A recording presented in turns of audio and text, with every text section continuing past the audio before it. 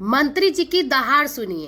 पहली बार मैंने मोदी जी के ऊपर किसी को दहाड़ते सुना है, कटाक्ष करते सुना है। देखिए, मन प्रसन्न हो जाएगा। अभी तक 12 साल में अपनी डिग्री नहीं दिखा पाए, वो शंकराचार्य से शंकराचार्य होने का प्रमाण मांग रहे हैं। पहले हिंदू को मुसलमान से लड़ाओ, फिर हिंदू को हिंदू से लड़ाओ। विश्व गुरु बनने की बात करते हैं प्रधानमंत्री जी।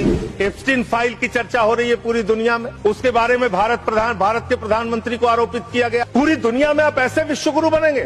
संभल के अंदर एक जज ने न्याय का फैसला दिया और उस जज का ट्रांसफर कर दिया जाता है। ये जुडिशरी की हालत आपने कर दी है। आप विकसित भारत की बात कर रहे हैं, कह रहे हैं विकसित भारत बनाएंगे। कब बनाएंगे? 2047 में बनाएंगे। उसको 3047 कर दीजिए। 1000 साल बाद कौन पूछने वाला है? वतन को बांटने की कोशिश मत कीजिए। पहले हिंदू को मुसलमान से लड़ाओ, फिर हिंदू को हिंदू से लड़ाओ।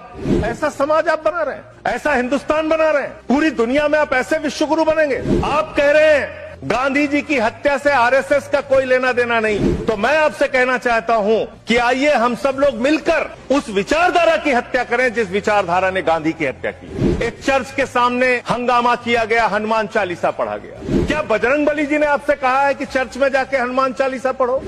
अगर आपको हनुमान चालीसा पढ़ना है, हनुमान जी के मंदिर में जाइए। रामचरितमानस का पाठ करना है, राम जी के मंदिर में जाइए, वहां से कुछ आशीर्वाद लेकर आइए अपने लिए और इस देश के लिए। ये कब तक मजहबी नशा बांटिएगा? ये मंदिर, ये मस्जिद, शिवालय की जिद में वतन ही ना होगा तो क्या बांटिएगा?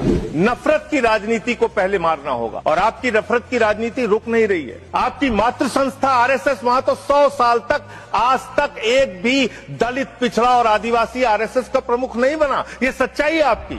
आप हल्ला मचा रहे थे कि देखो हमने दलितों, पिछड़ों, आदिवासियों के लिए कितना शानदार बिल हम लेके आए, कितना शानदार हमने काम कर दिया। आप न्याय नहीं, नौटंकी करते हैं, जानबूझ के दिखाने की कोशिश करते हैं कि आप उनके हितैषी हैं, जबकि आप है नहीं। पूरे देश का वातावरण खराब किया आपने।